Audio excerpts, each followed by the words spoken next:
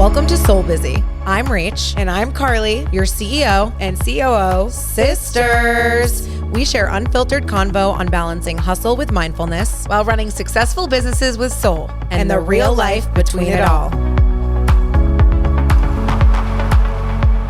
Hey, Carl.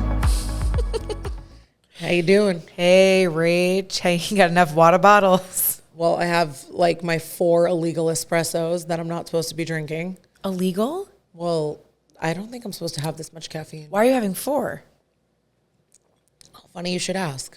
Mike? No. Well, Mike makes me the coffee. He's my barista. But no, just, life recently.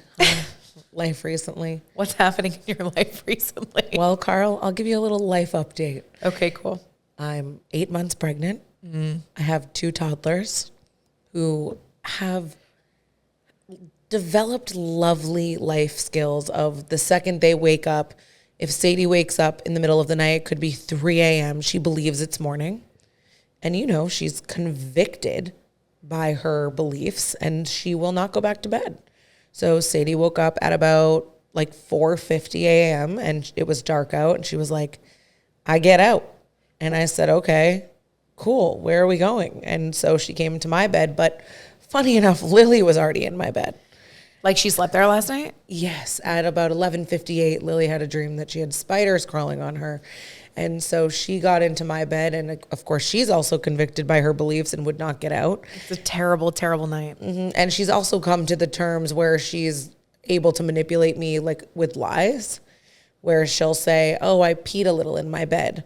So she knows that like I'm so tired, I'm not coming to change the sheets in the middle of the night. So she knows I'm going to be like, okay, like just stay in the bed then. So I had both of them in my bed at 5 a.m. Mike's on a meditation walk with Mookie somewhere down at 4:50? Yeah, he was out watching the sunrise. What's he doing at 4:50 outside? Having alone time, Carl. You got to take it where you can get it. You know what I'm saying? So, I physically can't move. I'm up all night. So you're going to have 4 kids or? Hell yeah, I'm having 4 kids. I'm popping off, but at least you have kids. I'm going to need a little break. That's funny. Don't laugh at that. Feels like you want to bring up a topic, huh? No. What's been going on in your life recently, Carl? I am focused on right now being a gym girl, and I really love it. And I'm proud of you. Yeah, no, I say I haven't asked you for years to become a gym girl. I don't know. It's so funny. Like your TikTok feed and like your Instagram feed is just like have really affected my life and my lifestyle. Like literally last night, I sent you that guy, Danny something. I don't remember his name. I didn't see what you said. But I sent it to you and I literally spent my night, like I didn't even watch TV, which I usually do. And I was just like reading all of his posts about like who the healthiest people are in this world and like what to do, like the top 10 things to do. I sent it to you. I'll send it again. But I like literally was scrolling on his TikTok and Instagram for like an hour, just like gaining insight and information about like how to be your healthiest self. Which is not something I've always cared about. So I find it to be like super interesting at this point in my lifetime. It's different to care about like being the healthiest version of yourself or being the skinniest version of yourself.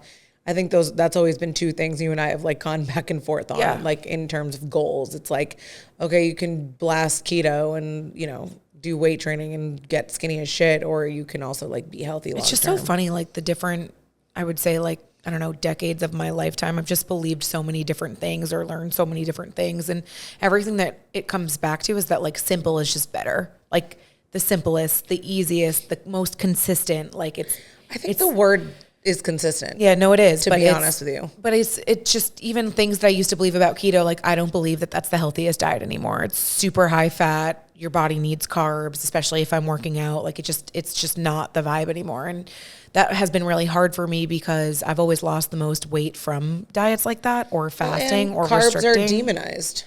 They really are. And they're honestly, I've lost weight eating carbs, especially for, trying to get pregnant. It's, you can't restrict foods in that way. Like my acupuncturist is like really crazy about like, if you restrict foods, you're putting your body under stress, which was really hard for me to like shift my mindset because typically 99.9% of the time, like carbs are bad. It's not about carbs being bad. It's actually just about certain carbs that you just need to avoid. Like I'm relatively now always gluten-free, which is nice. I mean, obviously sometimes I dabble in some Ann and Fran's donuts, but typically I'm gluten-free. Really? That's what tickles your dickle? I really like those. I don't know what's been going on. What's a dickle? I don't know. I've been saying it recently and it comes out of my mouth. I don't like it. Yeah, so I'm just focusing on that. You've had quite a year. Yeah. It's been a journey. Yeah, to update from other podcasts that we've had from the first miscarriage, I ended up having 2 more. And I'm just trying to like navigate it the best that I can. And I actually have weirdly made some like great friendships with like random people that I never thought I'd be like as close with to like kind of get through. A lot of people go through that, honestly, and I think no one talks about it enough. I'm not like someone who always wants to be talking about that. I'm more on the private side, but I think when I'm ready and feel more strong on like the roller coaster of what like trying to conceive is, I'm more open to like talking about it.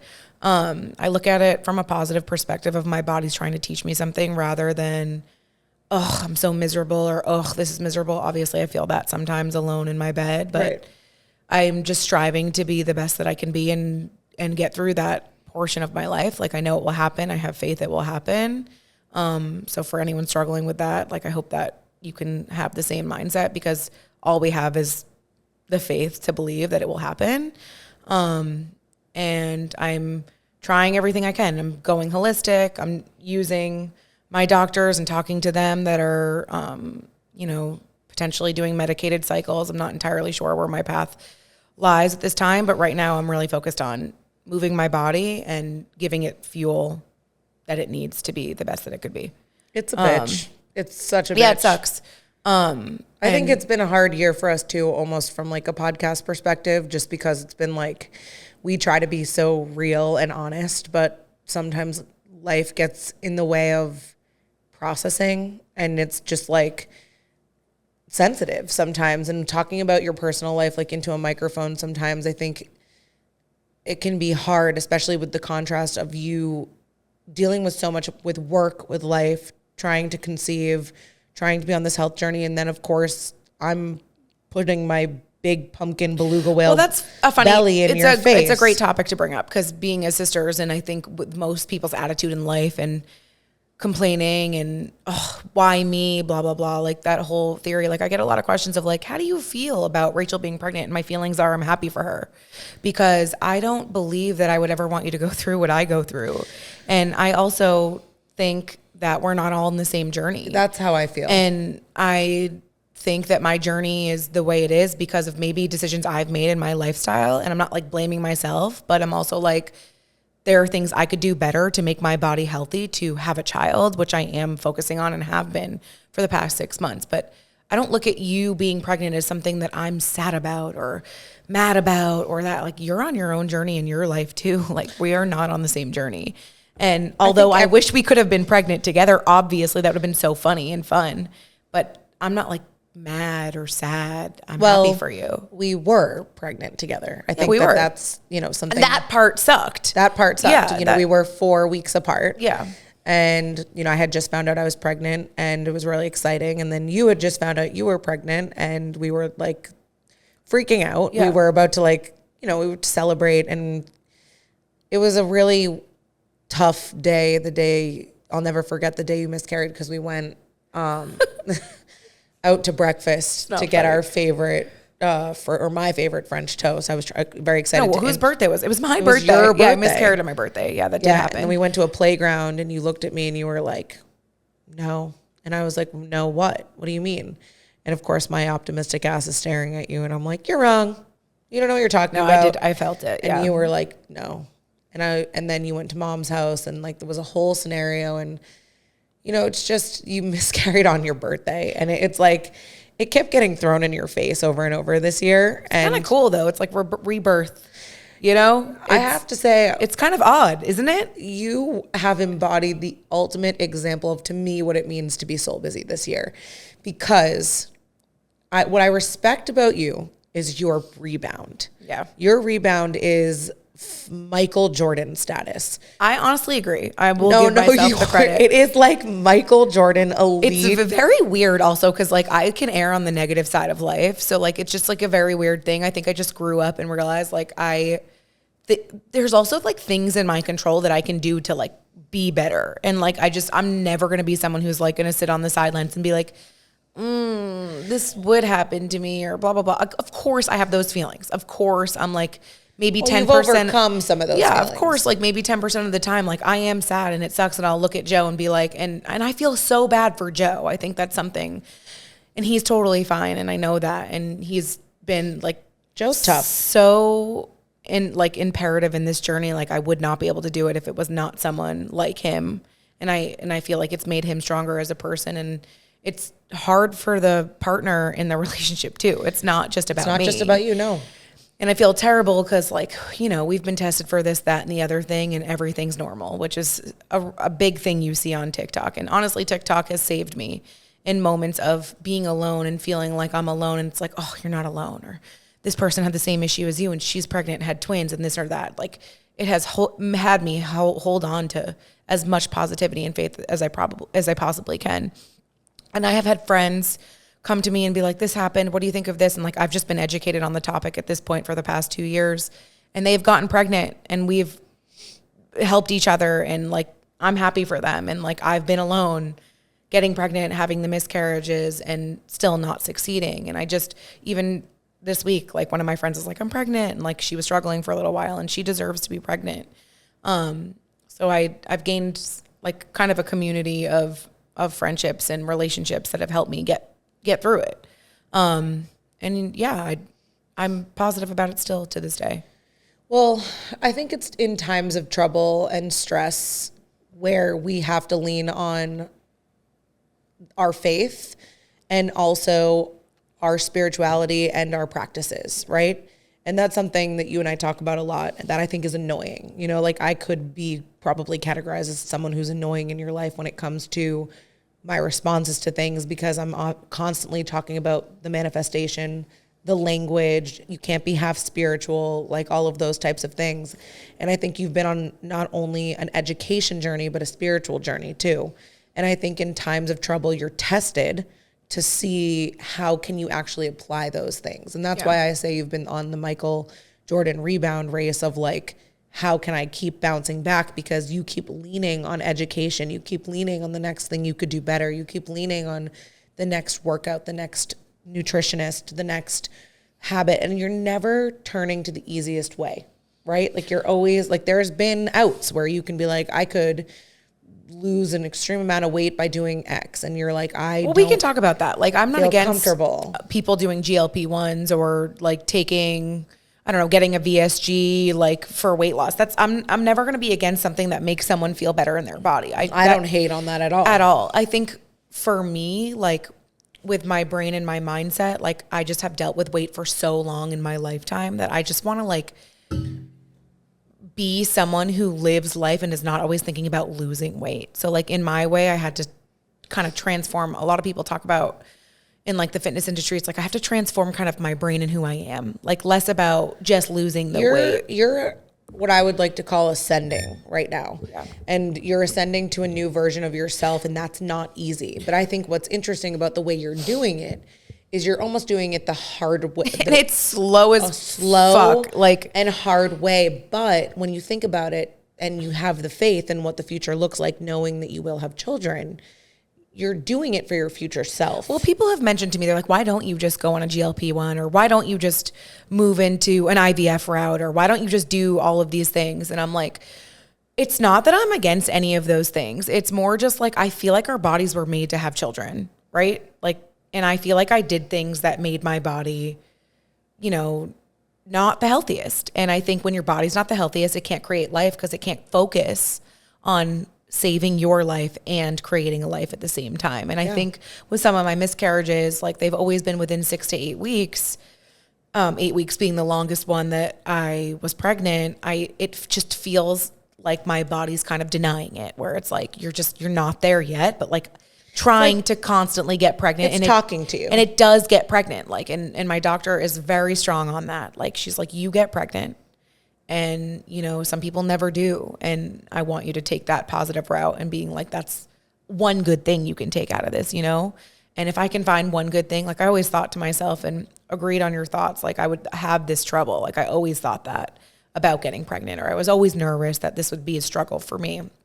just with my body type and the way I treated my body and the lack of working out and living a sedentary lifestyle. Like I'm not surprised, to be honest with you. I'm not. And that's the truth. Like I'm not. And it doesn't matter. Yes, you can't blame yourself and you can't regret and you can't blah, blah, blah. And it's all the bullshit. I think you can blame yourself. No, I'm saying that's you like can't. A negative I'm thing. saying I think that's what people say is like, you can't blame yourself for a miscarriage. But like, what if I could have done something better to avoid? Or I don't look at it as like you're blaming yourself for a miscarriage. But when I tell people about them, a lot of them say well, no one knows what the fuck to say. Yeah. There's like nothing. I don't think. It's also why I don't tell anyone. Because it's like, what are you going to say? Yeah. I don't think it's that everybody should be looking at themselves in the mirror and be like, yeah, this miscarriage is my fault.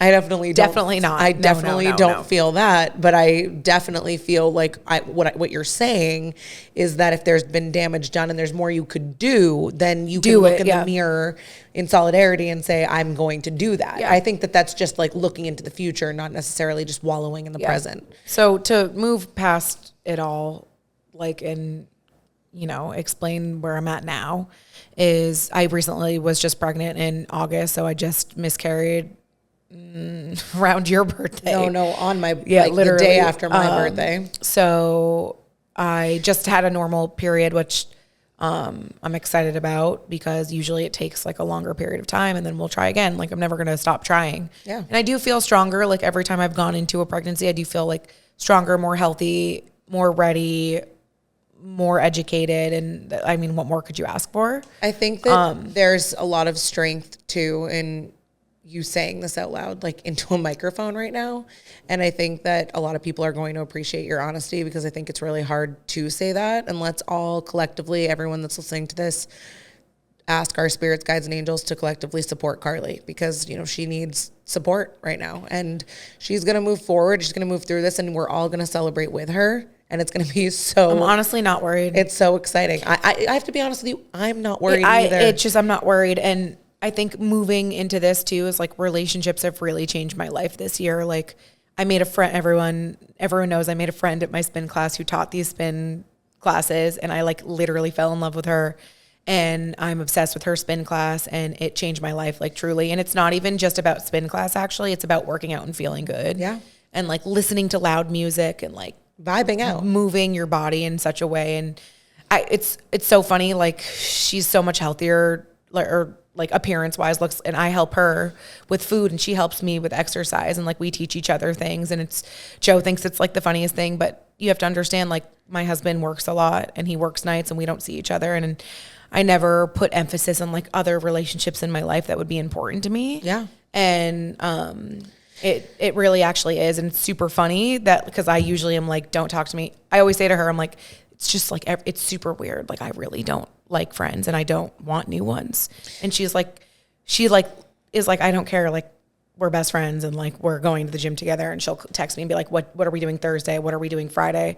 As in going to the gym or like, getting a healthy meal or something. And it's actually changed my life. I'm obsessed with her. You know who you are. I think that later in life friendships are a funny thing. I've never thought I would have them. They're a weird. It's actually when I was 29, I got a later in life friendship too. Yeah. And I had this mindset where I was like kind of closed for business on new friends. Me too. Not because I'm a douche actually. It's because I don't want to explain my life. There's tired. A lot to catch up on. I don't want to tell you about my like what we do. It's just like if you know how I don't care. Like it's exhausting. Yeah, it's exhausting. But then when you find someone who actually matches your wavelength and your energy, you're like, wait, I actually really like you. No, and it's funny. It's almost like meeting a man later in life, or a spouse later in life, where everything kind of Joe escalates thinks I'm quickly. Cheating on him. He's like, "Are you okay?" And I'm like, "No, like I don't know what to tell you." Joe, I like women now. Yeah, I think that in general, though, it's sort of like it's interesting to meet a friend later in life because you're established in both who you are a little bit more. So like that when that happened to me too, the other person too that I'm talking about looked at me and was like, "I kind of thought I was closed for business." I was like, I was closed for business. And then all of a sudden I was like, I think you're my best friend. Like, I think you're one of my best friends. And it's like a spiritual connection. It's actually quite beautiful. And I totally understand. It's so funny too, because like, I think like day 2 weeks into the class, I went up to her and I was like, I had a miscarriage and I want you to know that your class changed my life. I randomly said that to her. We weren't even friends at this point. And she's like, oh my God, thank you so much. And then we followed each other. It was super weird. But as we became friends, like honestly, not many people know about this part of my life. And I told her, her responses are like the responses I was looking for. Like you can't, like she is always like, you can't change what you did in the past, but you can change what you do now. And just like her responses and her answers. And it's just like, yeah. You know what's interesting about her and you and people who get through hard things? I think there's a common denominator of people who do hard things all the time. Yeah. I actually even mean like a spin class, right? Like a spin class is hard. It's challenging your mind. You're up, you're down, you're working through it, you're drip sweat. You're tired, your voice in your head is talking to you saying stop. Mike and I have this conversation a lot, like where it's like, it's more important on the days you don't feel good to go do the workout and not stay in bed than the opposite. I agree. Those types of people that continuously and consistently have the habit of working through hard things, I think tend to have that mindset, and it's a very healthy mindset to have. I agree. And I think it's really important to exercise that muscle of your mind. Yeah, like, you know, me and Joe are 30 and 32, and I like last Saturday we were both home and we're like, what the fuck are we gonna do? Or it was Friday, we're like, what are we doing today? Like we were like, we had nothing to do, and like I'm like searching, I'm like, this is where I would get sad because I'm like, I wish I had a child, because I'd be like taking care of my child and walking my child. Or this is where you come. I'm like, I'm fucking bored. Yeah, like I whatever. So we get up, we take a walk, we do something fun. We could have gotten takeout and been like, you know, getting fat food, but we like duck sauce. Yeah, 100%. But we made a really healthy meal. We went and saw his, our nephew, and like just did something wholesome. And then the next day I worked out and like I felt better. Like because I could catch myself being like, you can't stay in the lows. Yeah, like I could catch myself being like, okay, I'm like negative. And then I was like, I thought I was in a cycle. Like we tried this month. And I'm like taking frantic pregnancy tests and like buying them on Amazon, and they're coming to my house. And I'm like, he's like, oh, another Amazon package. I wonder what it was. I saw that you were ordering the pregnancy test on your card. On my card on Amazon. They were your card. Cracking up. They were. I felt like you deserved to buy them, honestly. It was just like, sure, I'll buy this round. Yeah. Carly is full. Carly's my Amazon is Carly's Amazon. That's not true. My credit cards are on Amazon. Carly she's like, yeah. Whatever. No, you're allowed. It's sister friendship. You're allowed. But yeah, I think this conversation can't go without noticing that relationships are just also important in this moment. And I have to say, Joe and I have never been better or happier or like in sync. And I got him doing some of the classes at Lifetime too. He loves the Alpha Strength class, and I just feel like we're in like a nice zone together. It's funny, the person that I'm talking about that I had like a later in life friendship, I remember I had what I had thought was, I think was a chemical pregnancy at the time. And I remember, I like bled out at a wedding. Oh, I remember. Down my leg, and like had a like really weird experience in Montauk. I'll never forget it. I don't think that was chemical, because I remember what came out of you. Oh, great. Yeah. Let everybody know. Yeah. I have no idea what it was. It was just a super weird experience while trying to conceive. And whatever it was, I had thought at the time that's what it was. And it took me a year to get pregnant too. It's not like I was just like, boop, here I am. Like I was in the middle of COVID. I was high stress. I don't know if I got the timing wrong, or if my body was in a state of shock, or if I was just eating so much pizza I couldn't even function. Like I'm not sure what it was, but I remember I looked at that person that I'm referencing and I said, I think I had a miscarriage over the weekend. And I was like, I'm good. And she was like, you know, it's a sign of spiritual soundness to be able to accept that what happened to you is part of the journey and to move through it and forward. And I'll never forget that response, because I hate the people that wallow in the sadness of the moment. I love the people that look at me and are like, what are we doing next? Yeah. Let's move forward. And again, I'm not saying that you don't have downs and that you don't cry in your bed. No, I do. I know you do. And I know it's hard. You've cried in my arms. It's not to say this is an easy process. It's more to say, I think it's just a different perspective if someone going through it could give, like, or someone who had one, like, it's like they're so common and you're not taken seriously, because until you have 3, that's how common it is, right? 3 is fucked up. Yeah, It's like an up and down. I have to be honest with you, people have 12. Yeah. So like, I know. and I see that and I'm like, oh, I never want that to be me. And I feel bad for that person. And like, of course I don't want that to be me. Bitch. I think what's interesting about the process being on the other side of it is I've gone through now 2 complete pregnancies and I'm at the end of my 3rd, is there's the phase of trying to conceive where you're like very focused on getting pregnant and getting past you can't see anything 12 else. weeks. There's also other phases, which is like getting to the gestational diabetes test and walking and movement and functioning and mindset. Because the thing is there's never, I always say motherhood starts when you're trying to conceive because you can't ever let go of the worry. Yeah. That worry carries with you to the second that they breathe the air of life and you're like, are they breathing? Yeah. Are they purple? Are they healthy? Well, are they well? What's their APGAR test? Yeah. What's their oxygen level? Is their foot good? Do they have 5 toes? I mean, like, it never ends. I really hope they have 5 toes. You hope, but you know, like, do they have a cleft palate? Like, how's their brain? What's funny on that conversation though is like for me, like I did struggle with like PTSD from, so the first one was definitely a chemical pregnancy for me, and the other 2 were like longer term like miscarriages where like I actually had like something full to pass. Yeah. And I can't remember. Welcome to my brain. Welcome to my brain. I literally can't remember. Oh, I know what I was going to say. Okay. I think I was blocking it. My PTSD. The first pregnancy, it was my first, so I was a little nervous and I was like, okay, like, what is this? Wait, I thought it was 3 and a chemical. 2 and a chemical. So 3 total. Okay. And the second one, I was like confident, like I had a chip on my shoulder and it did better, but like I still was worried.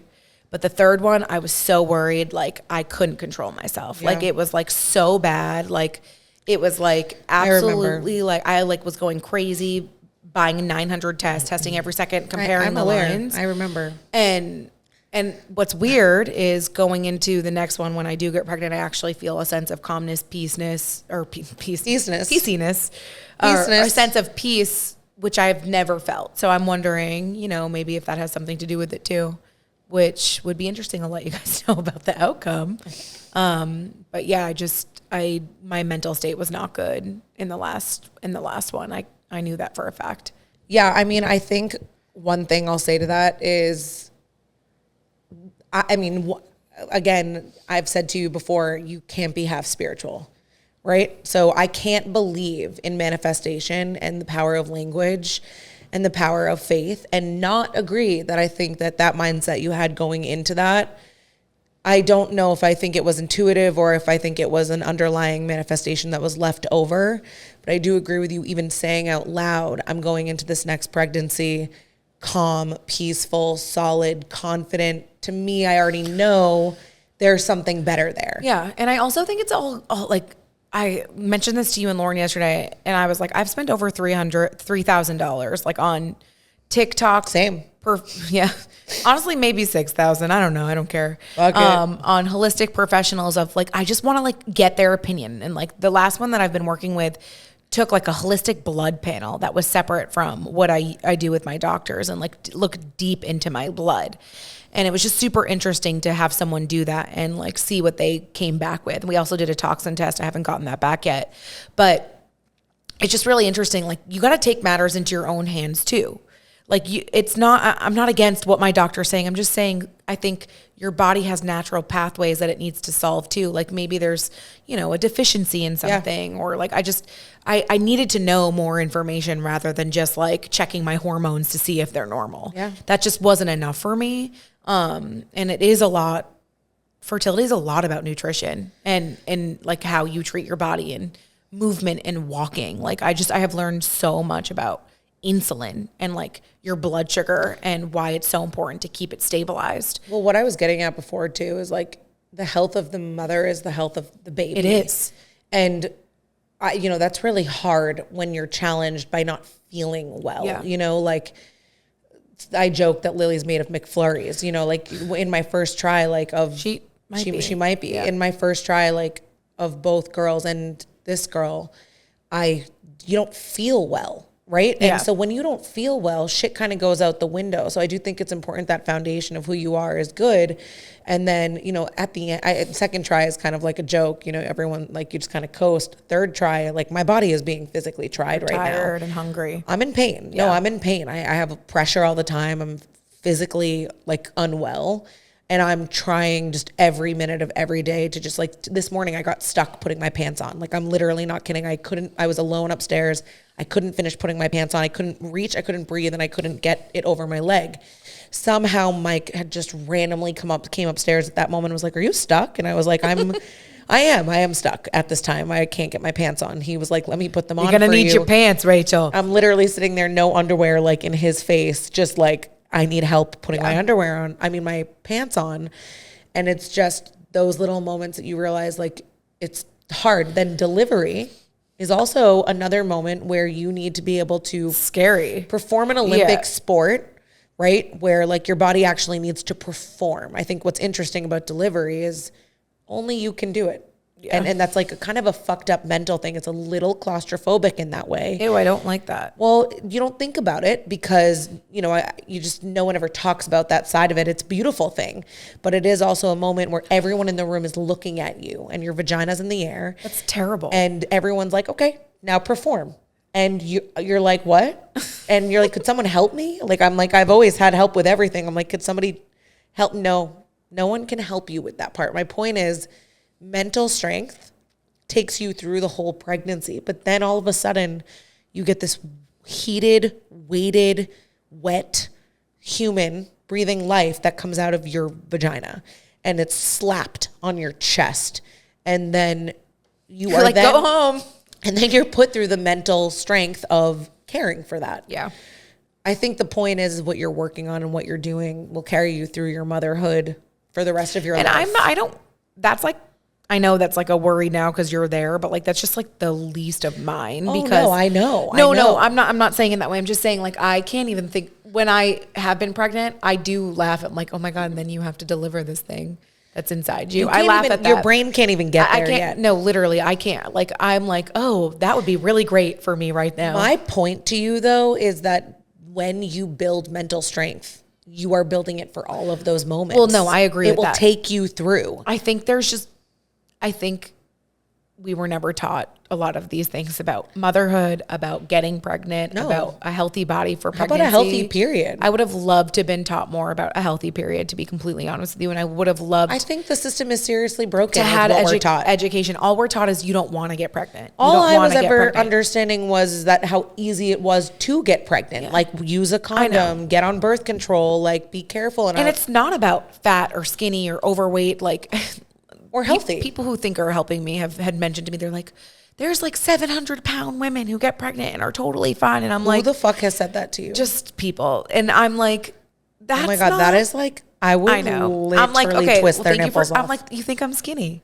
Thank you so much. Thank you for telling me I'm not 700 pounds. And that is vastly it's not offensive. It's not just about weight. It's about so many other things. I think I had to learn that as I went through, because I've just blamed that my whole life. I'm like, it's my stomach. It's 100% the fat that I have in my stomach. I personally also think that with that stomach comes mental breakdowns that you need to, like, break down and rebuild. Yeah. And that's what I think you're doing right now. Yeah. So I commend you for your honesty. I commend you for the journey that you've had this year.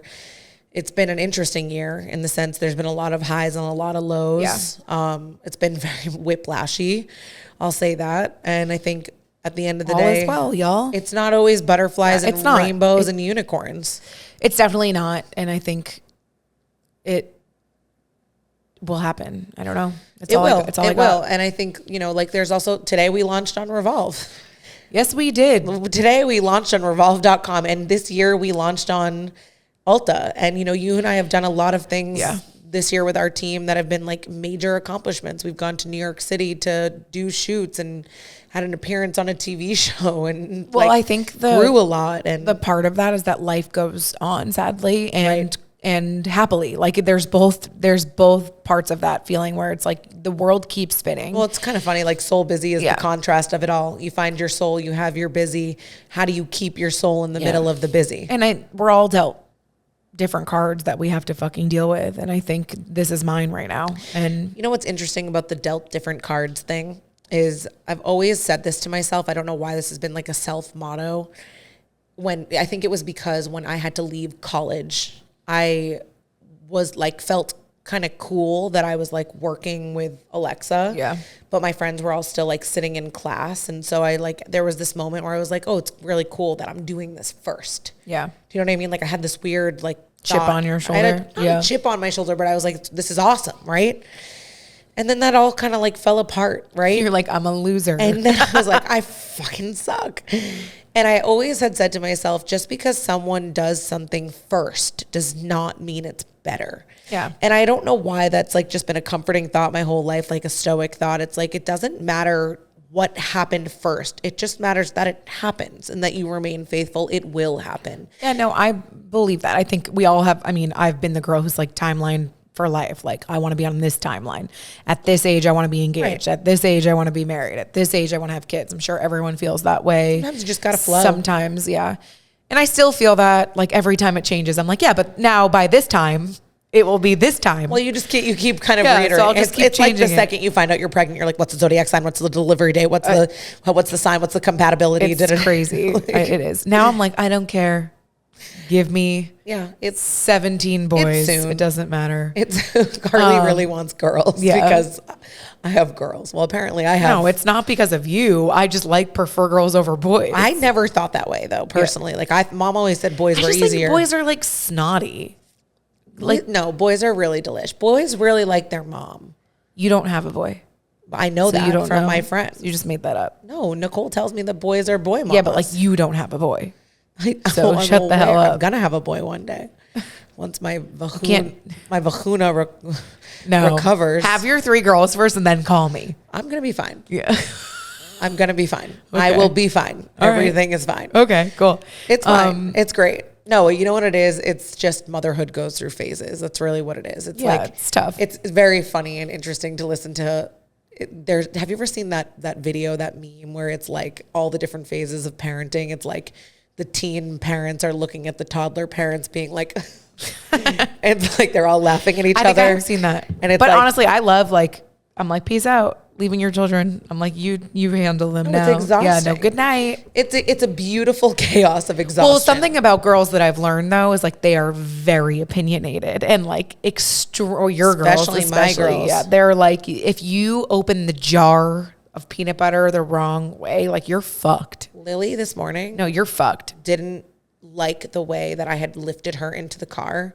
And so she had to reenact it until she was pleased with the way that it had gone down. No. They are so edible, so cute, and absolutely convicted by their wants and their needs. I mean, I can't ask that they're not because I respect that. Like I do, I respect it. Like, I mean, I'll tell the story. I'm sick over. I don't think I told you this, but like the other day we went to go buy a present for my nanny for her birthday at Anthropology. I was there. I'm telling the story to the public. Oh, I thought you said you didn't tell me. No, I didn't tell you the second half of it. Oh. And Sadie was absolutely convicted by this rainbow necklace when I looked at the price tag, I almost swallowed my tongue. It was $50. And something came over me. I bought it for her. You can't buy a $50 necklace for a 2-year-old. Look at me right now. That was the biggest mistake. She lost it. It's gone. I've been looking for it since I got home. I've told everybody about it. I literally bribed Mike with whatever I could bribe him with to go find the necklace for me because it bothered me so much. The necklace is gone. I don't know if the dog ate it or if she threw it off the balcony, but Rachael, it's gone. You're so annoying. It's gone. And it's just, I'm like, I have to surrender. Did you ask her? Oh, I asked her. I asked Mike. I asked. What'd she say? Yeah, I don't know, Mama. I don't know, Mama. She's like, yeah. Blame yourself for that. I blame myself. Yeah, I fully blame myself. That was your fault. I fully blame myself. No, yeah. I think every era has its challenges. Every single morning is a challenge and every single night is a challenge. Bedtime is a challenge, and I don't ever want to complain either because I think I don't think you are. In contrast, it's like you're going through it too. But I think that's kind of like my point though. Like everyone has their moments. Their shit that they're going through at this time. This is mine, that's yours. Like, I think the world has felt kind of heavy recently. I think to be a person in this world and like to compare that your shit's worse than my shit or blah, blah, blah. Like, yeah, maybe yours is heavier that day or feels really hard that day. But I think everyone is just trying to live the best that they fucking can. Yeah. And that's all we need to. But at the end of the day, I do think there's ways to make that easier. I agree. I really, really believe that in my soul, like from the depths of my soul, is that like what you say to yourself in your head, the language you use, the practices you have, like there is not a week that goes by when I'm in the depths of shit of motherhood and like running businesses and exhaustion that I don't do certain practices that bring me back. Yeah. And I think that that is very important. Well, this guy that I was telling you about, I'll resend it to you, but he, like the way he puts things out, he was like, go for a walk. Don't bring your phone. Don't bring your AirPods. I think phones are very toxic. And don't bring anything. I don't remember what he said. And he was like, and then use that as your medicine. Yeah. To live like a fuller, happier life when you're feeling down. And I just think it's so funny. It's like, we forget that those things are so important to our life.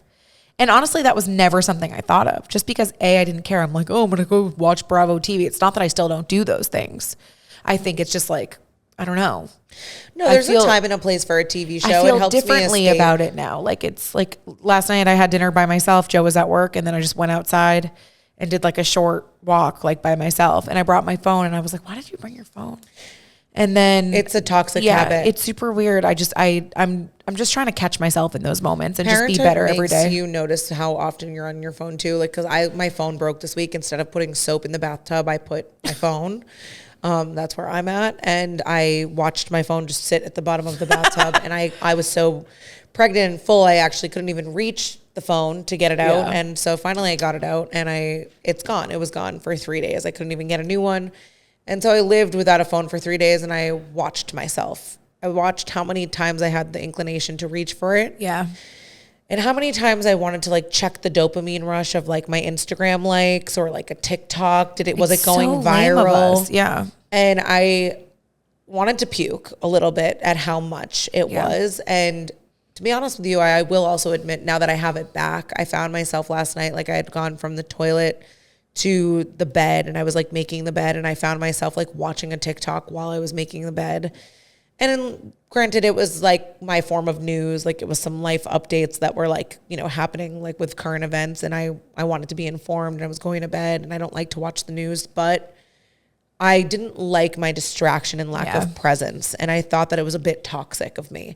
I'm trying to watch that. And I'm even saying like lack of presence with myself. Oh yeah, that's what I'm saying. Yeah, no, I know. But like sometimes I'm saying I'm maybe not present at the dinner table or like I'm like scrolling while me and Joe are eating dinner. It's like, I don't know. I feel like there's just small things in life that I need to get back, or I actually honestly have been like getting back to doing that. And I want to continue to do that because when we're on our deathbeds looking back at our life, I don't want to think about how many times I was like, scrolling on my phone at times when I shouldn't have been. I think that like the other day when we were all on the Cape, I noticed like it was the end of the day and like me, Mom, Michael, all of you on Mike, your phone. Yeah. I looked around, everyone in the room was on their phone. Yeah. And it wasn't that we weren't interested in each other. I think what happens is that the day gets busy and then at the end of the day, everyone's just kind of chilling on the couch and like it's fun to doom scroll. I get that. But it is like also terrible because I do think it's like we care so much about these people. We love them so much. They're our family. And then it's like, I agree with you. I think back to, or I think ahead to my deathbed and I'm like, was I just on my phone like my whole life? Like it's terrible. Yeah. You definitely need to take the breaks. It's super important to be on your phone too. Like we have to work. We have to answer to people. I'm having a contraction right now. A little Braxton Hicks. Hold it up. It's not that. It's just, Well, yeah, I think to end on that too, like just to make life feel. You good? Yep. And we are having contractions on the podcast. I'm having a Braxton Hicks, not the same. I wouldn't know. You'll find out soon. You find out soon. I think to like, have this come to an end, I think something that I try to focus on too is like new things or exciting things or like planning a day to, go pumpkin picking with you or. Are you going to come? I don't know. Maybe I'm gonna have to think about it. But because it's far, I got paint too. it's just far. It's so fun. You need pumpkins too. But I looked at Joe because he's off this Saturday, and I was like, let's take the dog somewhere new and like go for like a long walk. And then Mike and I did that this weekend. We're going to a park. Barcelona wine bar. Oh, I love Barcelona. You want to come? When? Saturday. No, you I don't have. I can't. Yeah, I was like, what? You can't come. Yeah. I don't know. Try to remember that life has also good things to offer when you're going through it. And that, I don't think ups and downs will ever stop. Yeah. I don't think that they'll ever stop. I think if you try to remember though, that they're in the shit times, that there's still opportunities to be positive. Then there's I think beauty in it all. You can get through it, but there's beauty in it all. I commend you. Rock on. I commend you, Carl. Thanks, y'all. You've been doing great. I'm proud of you and support you through it all. Love you. Thanks for listening. Rock out. Over and out.